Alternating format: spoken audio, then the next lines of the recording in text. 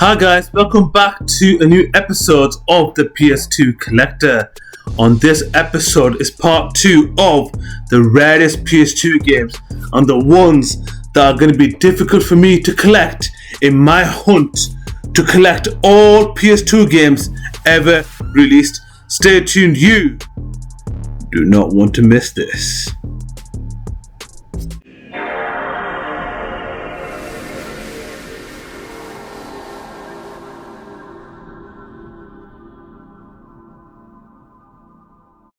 Starting off with game number 5, that is Upse Secure, that was released all the way back in 2004. It was a unique horror game and it was very innovative for its time. I've been chasing this game for such a long time, but it's always been difficult. Every time I see it in checks, it just gets quickly sold. So if you see this come up, buy it right then and then, because you won't get a better chance. Because I saw this game for £40, but now since the nostalgia era has taken over, games now going for ridiculous prices. So I've seen Upse Secure recently go between £50 to £100. So if you are missing Upse Secure from your collection, that's the price that you will have to pay. On to the next. Game number 4 that's quite rare to find is Capcom's Haunting Grounds, released all the way back in 2005. This game came out and it got absolutely mediocre reviews. It didn't do well, and I bet most of you didn't know, but it was a spiritual successor to Clock Tower, which was a very famous PS1 game. But let's discuss the rarity. Haunting Ground, it comes and goes, it does show there and then. The rarity is still there. The current price for it is anything between £80 to £120, which is not a bad price for a very good looking horror game. Despite the flaws with the mechanics, there is fun to be had according to reviews. But anyways guys, if you do enjoy horror games from Capcom, and Capcom are quite famous for their horror games, aka Resident Evil people. But yeah, if you want to try out Haunted Grounds, let me know what's it about and leave it in the comments below. I would love to know what you guys think about this game. Anyways guys, on to the next. And the next game is Zeno Saga 3 for the PS2. So this was released around 2004-2005 as far as I'm aware of. This game is very notorious because it got absolute mixed reviews. You got some people who love this game and some people who absolutely despise this game. I'm right in between. There is fun to be had, but the only thing that I find quite annoying was the amount of cutscenes that were in this game. It's like there was minimal gameplay and then you get like a 20-minute cutscene. I'm thinking, am I playing a DVD player? Am I watching a movie or am I playing a game? And yeah, it's just that thing that made this game quite boring in my opinion, because the flow was always ruined by the cutscenes.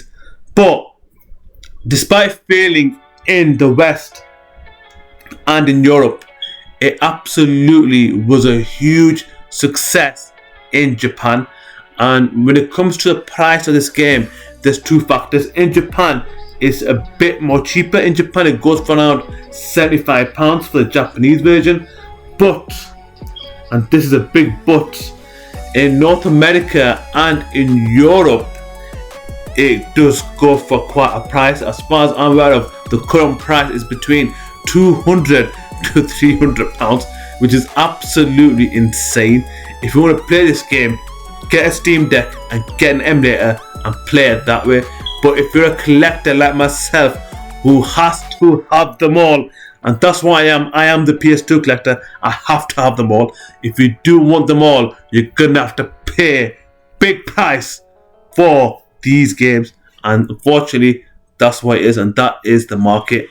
But yeah, if you want to discuss the price, leave it in the comments below. Do you think this game's overrated? Do you absolutely shocked that it's priced that much despite being limited gameplay and more cutscenes? Leave it in the comments below. Right guys, on to the next game.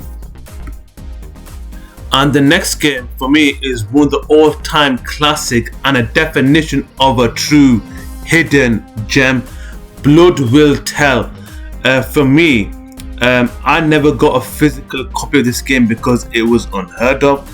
The only way I found out was a recommendation from a mate who told me to play this game on an emulator, which I did on my Steam Deck, and boy was I surprised. I think the people that did the ratings for this game did not have a love for innovation, because at the start of the game, I won't spoil the game story for you, but at the start of the game you lose your body parts and you start off the game in black and white.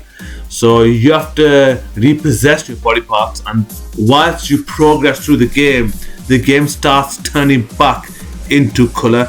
And that idea, that little detail for me made this game what it is, and I've never seen that in any game since, and it's only exclusive to this game.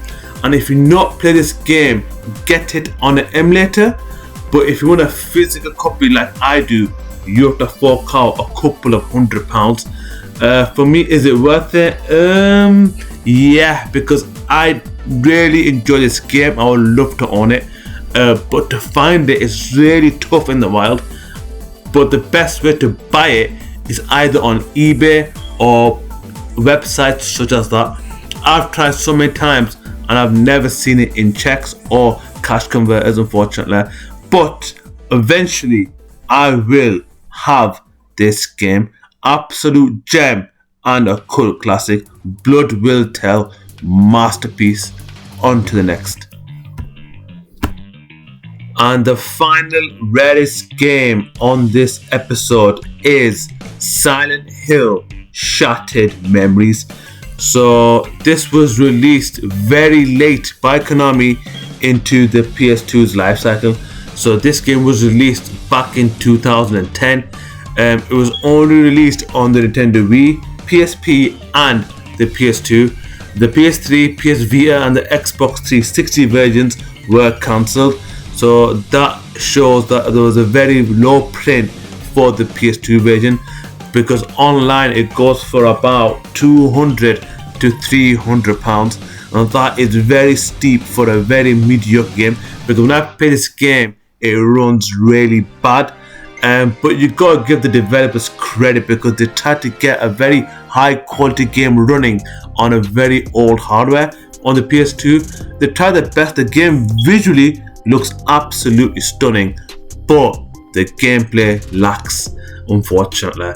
But again, with this game, the rarity of it due to the low print, I've barely seen these games on the market. I'll go to checks, cash converters and places that sell retro games. I never ever seen this whatsoever compared to the others. I've even seen Rule of Rose for sale, but I've never seen Silent Hill Shattered Memories. For me, this one's going to be difficult to find. The easier to mention because you'll be paying about £200-300 for a mediocre game. But if you're like me, who wants to collect every single PS2 game, sometimes you just got to pay the price. Anyways guys, that's the last game on this video. If you want to see more content like this, please subscribe. If you want to know when my videos go online, click on the bell notification below.